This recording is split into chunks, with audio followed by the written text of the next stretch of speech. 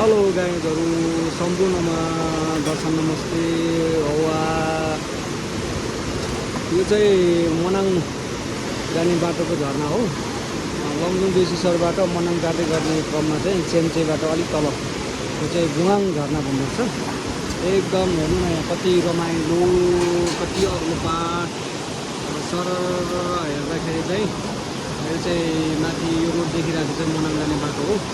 यस पछाडि यस्तो सरर तान्दाखेरि चाहिँ क्यामेरा तान्दाखेरि झर्ना छङ छङ गरेर है अति सुन्दर झर्ना के